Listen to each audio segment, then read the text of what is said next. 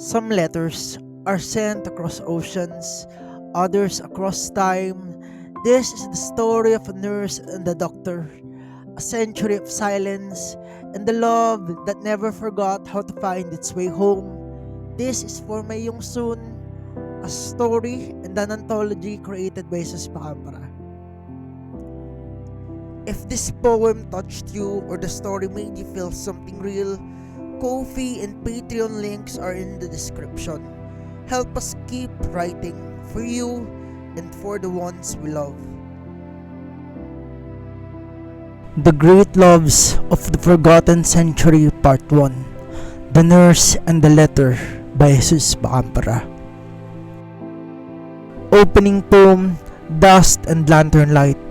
Beneath old glass and cedar, stories sleep like folded lanterns, name pressed between cracked spines, waiting for hands to remember who first loved in silence here and who left before they could. We did not come for history, just color, mood, and new rhythm. Yet even shadows can hum with echoes of those who lingered. One book opened, and the air changed. The room began to breathe. My name, inked in a script I never learned, yet always knew. Your words, caught in foreign grammar, still made my soul unfold. Was this written long ago, or just now when I looked at you? Antique clocks tick slower, as if the years must be relived. Your hand brushed mine. Suddenly I was barefoot in the field calling your name in a tongue I forgot, but my heart still speaks. The letter opens a door, not to where we were, but where we are. History bends when love has waited too long in sealed pages. If we read this together, will we walk through it together?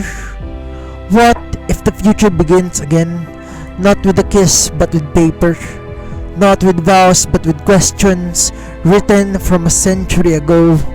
Then let me hold your hand as I turn the next page, my love.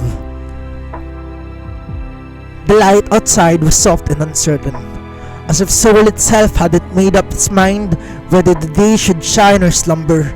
Clouds drifted low like breath on a mirror, casting a silvery hush across the windows. Inside their apartment, nestled in the quiet pocket of the city, Yongsun sat cross-legged on the floor, her hoodie sleeves rolled up to her elbows. A battlefield of mood boards and notebooks scattered around her like abandoned dreams. She was beautiful in that effortless aching way, bare-faced, frustrated, and still unmistakably the star that made stages feel small. But today, the sparkle in her gaze had dulled beneath the weight of indecision. Her next music video loomed on the calendar like a mountain she didn't know how to climb. I want something different, she said softly, tracing a faded Polaroid with her thumb, something that doesn't feel recycled. Jess then looked up from where he sat, a worn book forgotten on his lap. He'd been watching her in silence, admiring how even in the moment of doubt, she still moved with grace. He set the book aside, arching a brow. "Babe," he said gently, "we've been to every gallery in Seoul and in Incheon. We've dissected every color palette, every minimalist chair, every tragic splash of red on canvas." "I know," she said with a sigh, standing up with a restless energy. "But that won't do. It's all too polished, too expected." Just leaned back, arms folded. "Why not go through your dress archives? You've got enough pieces to stage a century's worth of eras. One of them might give you that spark." Yongsun turned on him, the corner of her lips tilting into that of a mix of mischief and longing only he was ever allowed to see. "It won't be special if it's just that. I want the kind of idea that makes people feel," she said. He rose, walked over and cupped her face gently, brushing his thumb beneath her eye. "Then how about this?" he whispered, kissing her forward. "We try something else, something older. Let's visit mini libraries, antique shops, places that time forgot." Her eyes lit up. "Okay," she said, her voice lifting like spring wind. "Wait for me to get dressed." But Jess lingered, hand sliding to her waist, voice dipping with a teasing warmth. "Or we could stay here longer. Play a little before the time machine ride." Yongsun laughed, smacking his shoulder lightly. "You're such a perv." "I'll take that as a yes," he grinned. And the room soon filled with stolen kisses, soft laughter, and the kind of intimacy only two people completely in love could share. Later, as she buttoned the flowy blouse and fixed a ribbon in her hair, just scribbled something on a folded card and tucked it into his jacket pocket. A dinner reservation was already waiting, a quiet restaurant tucked away behind a climbing wall of ivy and forget-me-nots. He'd written her a letter too. He always did. Not for any occasion, just because she was his favorite reason to write. "You're planning to surprise me again?" Yongsun asked, catching his glance. He shrugged with a smile that hinted at secrets. Maybe we might even end up in a love hotel." He rolled her eyes, trying to hide her smile. "Is that all you think about?" Jess winked. "No, but I do think about you all the time." They wandered through Seoul hand in hand, the city buzzing around them like a blur of neon, alley graffiti, and the chatter of strangers here and there. They stopped to peek at street displays, tiny paper lanterns strung above a bookstore, a mural half finished on the back of a butcher shop wall, a mannequin in hanbok stitched with constellations. But it wasn't until they reached a narrow alley framed by iron lampposts and clinging ivy that they noticed the sign, "The past is prologue." It hung above the door like an invitation from a forgotten century. The windows were foggy, dust motes dancing in the amber light within. Jess glanced at her. "Want to go inside?" Yongsun nodded, already reaching for the handle. "Let's." Inside, the air was scented with the wood polish, old paper, and the ghost of a piano tune. Books lined at every wall, spines faded, covers cracked, and scattered throughout were shelves of oddities, pocket watches, embroidered gloves, forgotten love letters sealed in wax. It felt like stepping into a story none yet told. While Yongsun drifted among the shelves, fingers brushing the past, Jess approached the counter where an old man polished a glass globe. "It's a beautiful place," Jess said. "The name fits. My wife's looking for something, a new story, something real. The touring, the videos, and the signings, it's been a lot. She needs something that doesn't feel like a performance." The shopkeeper studied him, then Yongsun, before nodding solemnly. He disappeared behind the curtain and returned with a cloth-wrapped book. It was aged, the title gilded faintly on the cover.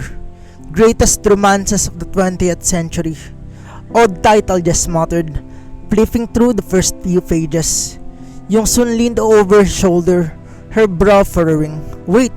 She pulled the book closer. Nestled between the pages was an envelope. Inside, a letter, ink faded, handwriting unmistakable.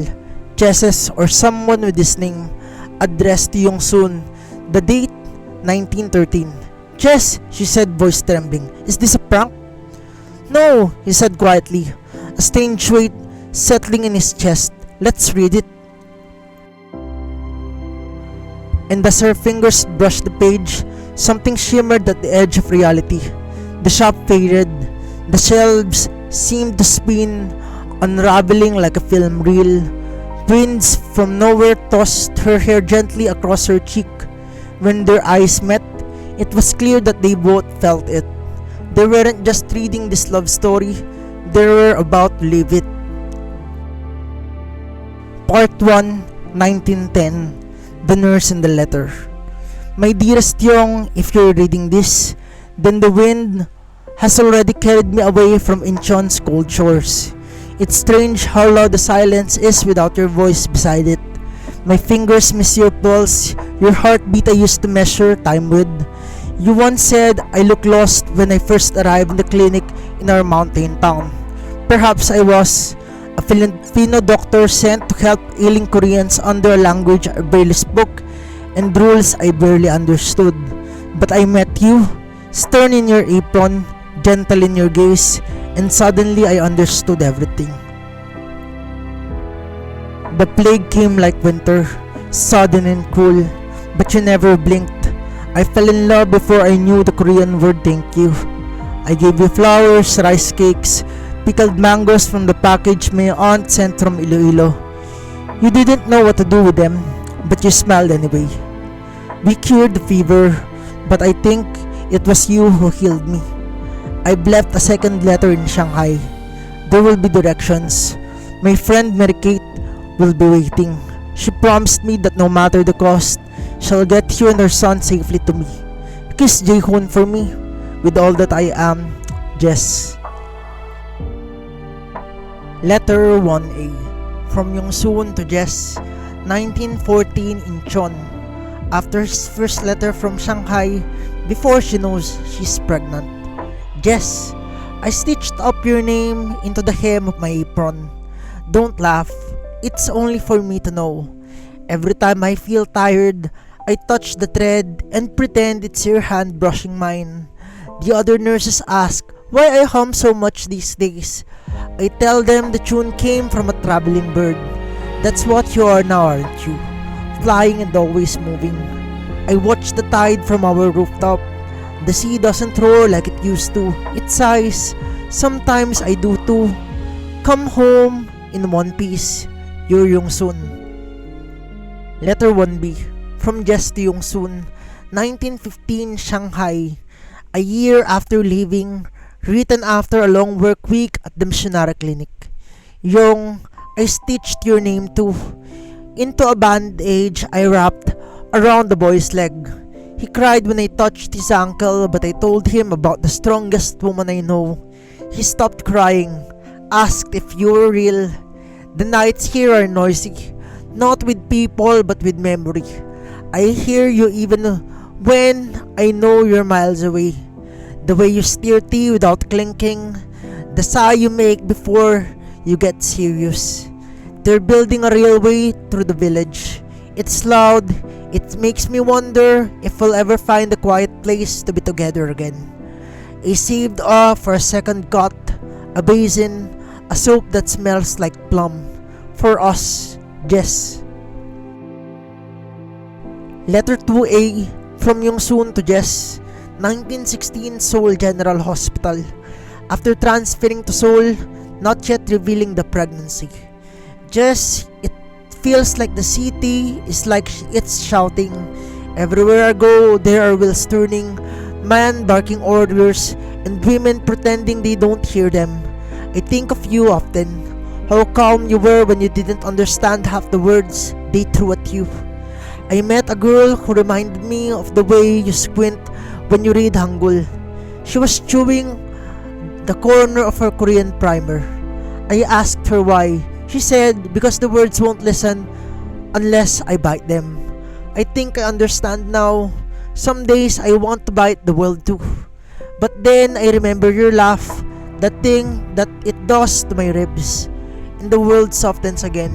Your Yongsun. Letter 2. From Yongsun to Jess. Written by candlelight, folded in lace, tucked into a trunk. My beloved Jess, our boy is 3 now.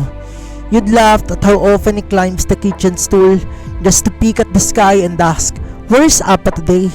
He says he wants to learn English. He tells me, "Ioma, I want to understand Appa's letters."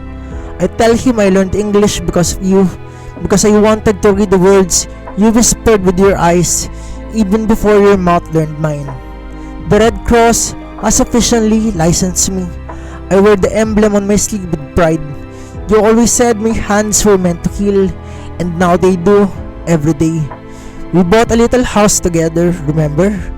The one with the pear tree and the loose step. That summer was ours. Every night felt like a promise whispered into my skin. When I learned I was with child, I thought it was just dizziness from too much joy. But no, it was Jaehoon, our son, already growing inside me. You held me and said everything would be alright, that Mary Kate would stay here to help us. I never stopped believing you. I found your next letter in Shanghai through the contacts Mary Kate left behind. We'll head there soon. I'm packing the quilt you loved and the photos we took at the pagoda. Yours in this life and everyone after, Yongsun. Letter 2B from Jess to Yongsun, 1917 Shanghai clinic late at night. A quiet moment between patients. He writes while listening to a record. My Yong, the gramophone here only plays one song over and over. I don't know the words but I hum it now when I wash bandages. I imagine you'd harmonize beside me, like we used to do with the clinic wind chimes. I fixed the back gate today. The wood kept splintering and I think I nailed it wrong for the first time. It made me think how many things I've done wrong just to end up right here where I needed to be. You are my right, even when the hammer slips, even when my Korean's still half forgotten. You once asked if I believe in fate. I didn't answer then, but now I do, because I found you.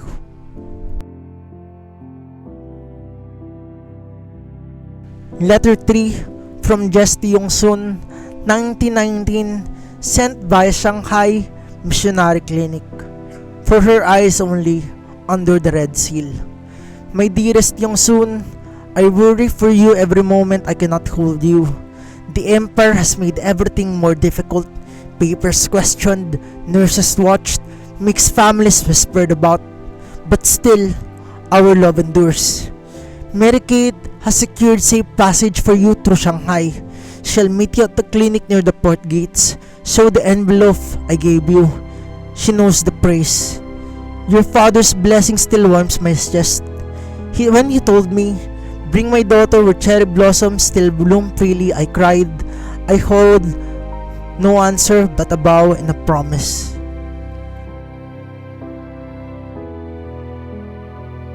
They may say our son is different, but the world has always feared what it doesn't understand. Jae-hoon has your fire and my quiet. He's made of two shores and one heartbeat. I'll be waiting in Manila. The world is shifting fast. Wars and the whispers. Let us leave before the thunder comes. I'll meet you beneath the gumamela tree near the clinic gate. Always, Jess. Letter 3A from Yongsun to Jess, 1918 Red Cross, written after her Red Cross deployment, worried she may never see him again. Jess, my boots are soaked. My blouse smells of coal smoke. I stitched wounds until my fingers went numb today, and I thought of you the whole time. Not because I wanted to run to you, but because I knew you'd say breathe.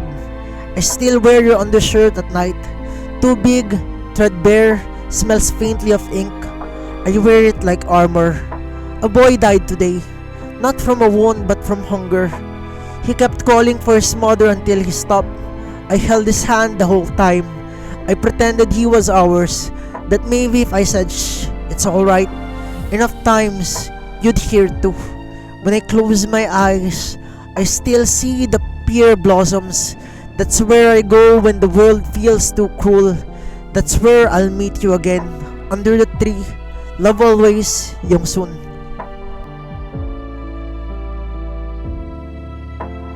Letter 4 from Yongsun to Jess, 1920, Shanghai Harbor, carried across the sea, smudged with salt and tears. Jess, we made it. I'm writing this from a small room behind a clinic in Shanghai. Mary Kate found us. She called me sister and pulled me into the warmest embrace I've had since she left. We cried, all three of us. Jae-hoon asked, is Appa really waiting? I told him yes.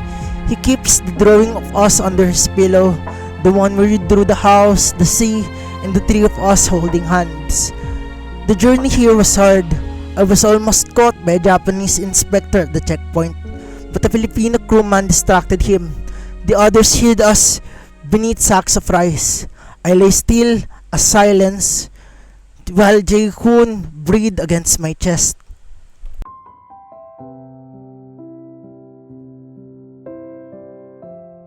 I thought of you, of the way your hand would tremble before holding mine, of the night you whispered, even if the world burns, I will carry you through the smoke. Jess, do you think people in the United States would see our love the way we do? Will they accept me? Will they love a child of two worlds? It doesn't matter. I'd rather be a stranger there with you than a ghost here without you. Tell me when to come. Forever yours, Yong.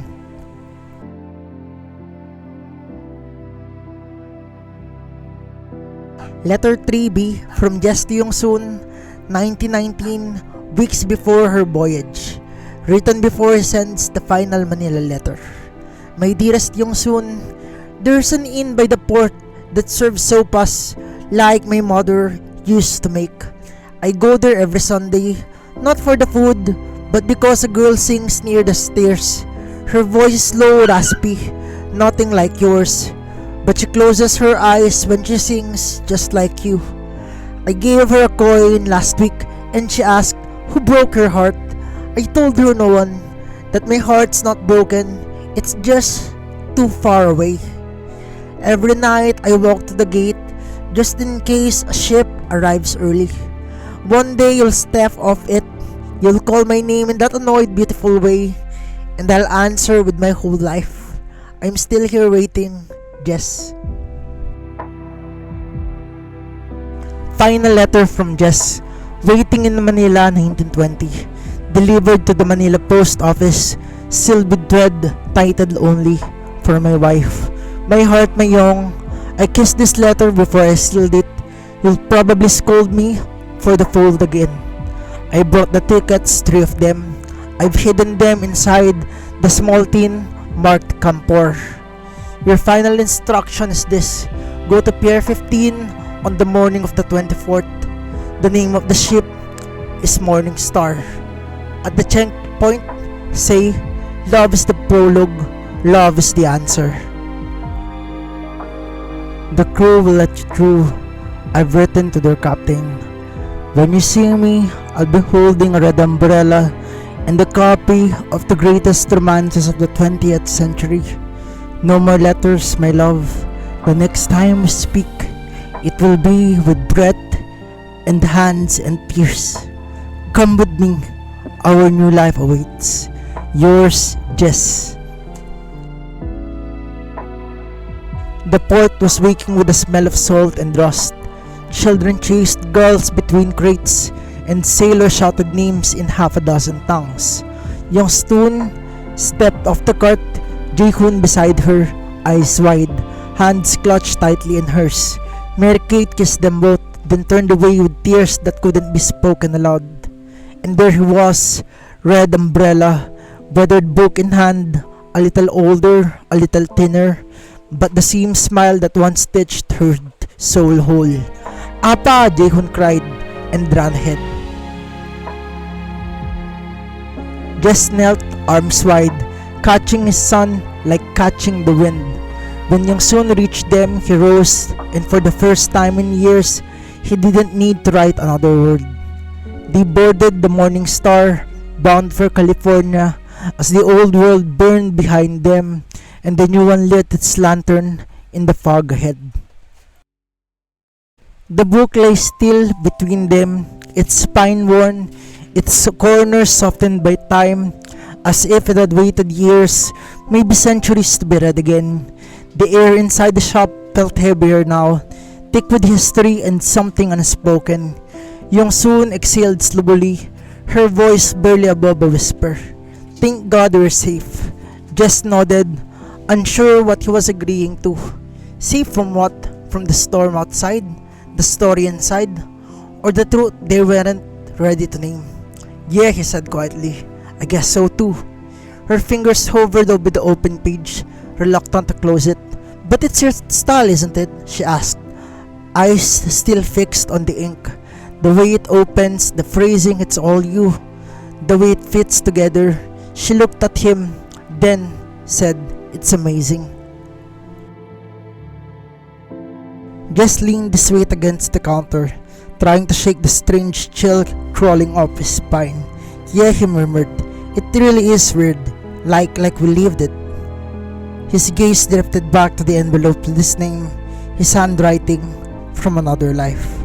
I wonder what happened to Jae-hoon, he said, his tone distant. Yongsun tilted her head. You think he made it? Jess shrugged, mouth curling into something halfway between cynicism and pain. I think he got called evil eyes by the Americans. Yongsun narrowed her eyes and gave him a small shove. Jess, stop trolling. I'm not, he said simply, voice steadier now. Back then they were brutal, you know that. She sighed and for a moment neither of them spoke. Then Jess turned toward the old man behind the counter, who was gently dusting a gramophone. Hey Pops, he called, lifting the book slightly. How much for this one? It doesn't have a tag. The owner looked up amused, eyes glinting with something unreadable. Oh, that one, he said, slowly walking forward. That one's not for sale. Yongsun frowned, clutching the book a little tighter. But I really like it. The old man didn't answer right away. Instead, he turned to crank off the gramophone. A low, dusty jazz melody filled the air.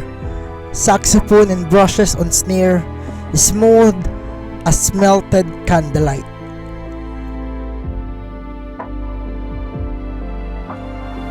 He smiled almost sadly. Don't worry, he said. Time doesn't pass here, so you can keep reading. Jess blinked. What do you mean by? But the words caught in his throat. The second hand on the clock behind them had stopped. The shadows on the wall haven't moved. Even the hum of the city outside had faded into stillness. Yongsun's breath caught. Jess slowly looked down at the page. Their hands brushed as they turned it, not forward but back. They exchanged a look, bewildered, breathless, and dread. To be continued next week.